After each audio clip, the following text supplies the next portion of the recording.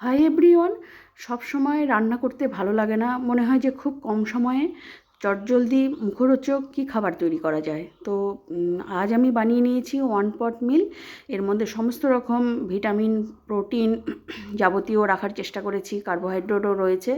নিয়েছি বাসমতি চাল, এটা ভিজিয়ে রেখেছি জলে, আর সবজি কেটে নিয়েছি, পেঁয়াজ কেটে নিয়েছি, রসুন থেতো করে নিয়েছি, আদা থেতো করে নিয়েছি, আর শুকনো লঙ্কার গুঁড়ো আর জিরের গুঁড়ো তো ঘরেই আছে। আর এই ডিমটাকে বয়েল করে খোসা ছাড়িয়ে নুন হলুদ দিয়ে সাদা তেলে ভেজে নিয়েছি। এরপর কড়াইয়ে আরও একটুখানি তেল দিয়ে আমি পেঁয়াজটা দিয়ে দেব। পেঁয়াজ দেওয়ার পরই একটা টমেটো কুচিয়ে রেখেছিলাম, সেই টমেটোটাও দিয়ে দিলাম। দিয়ে টমেটো আর পেঁয়াজটা একটুখানি ভেজে নিয়ে এর মধ্যে আমি রসুনের যে থেতো করে রেখেছিলাম সেটা দিয়ে দিলাম।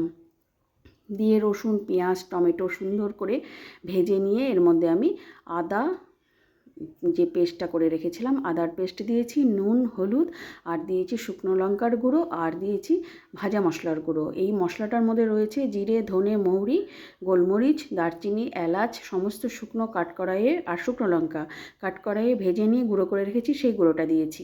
এটা এই রান্নার পারপাসে আমি ভাজিনি, এই মশলাটা আমি করেই রাখি বাড়িতে, তো সেই মশলাটাই আমি এর মধ্যে অ্যাড করেছি। দিয়ে জল দিয়ে মশলাটা কষিয়ে নিয়ে যখন তেল ছেড়ে আসবে তখন এই গাজর আর যে বিনসটা কেটে রেখেছি সেটা দিয়ে দিলাম। দিয়ে মশলা সমেত ভেজে নিয়ে একদম ক্রমে যখন তেলটা একদম বেরিয়ে আসবে তখন আমি দিয়ে দিলাম এই চালটা দিয়ে চাল সমেত সুন্দর করে ভেজে, চালটা দেওয়ার পর এর মধ্যে একটু একটু ময়েশ্চার ছিল, জল জল ভাব, সেই জলটা যখনই শুকিয়ে যাবে তখনই আমি গরম জল অ্যাড করব। গরম জল দিয়ে এটা 50% ঢাকা রেখেছি। যখন 50% যখন বয়েল হয়েছে ঢাকা রাখার পর, তখন আমি ডিমটা অ্যাড করেছি, কারণ ডিম তো আগে বয়েল করাই ছিল, এত আগে দেওয়ার কোনো প্রয়োজন নেই। তারপরে এই যে সম্পূর্ণ বয়েল হয়ে গেলে এর মধ্যে গরম মশলার গুঁড়ো আর একটুখানি ঘি দিয়ে নেড়ে চেড়ে নামিয়ে নিয়েছি। এর সঙ্গে সাধারণত টক দই রায়তা খেতে বেশি ভালো লাগে, তবে আমি আজ নিয়েছি কাঁচা পেঁয়াজ, আর এর সঙ্গে আর কিছুই লাগে না। তো ওয়ান পট মিল, এর মধ্যে সবই রয়েছে, সবজি, ডিম, ঠিক আছে।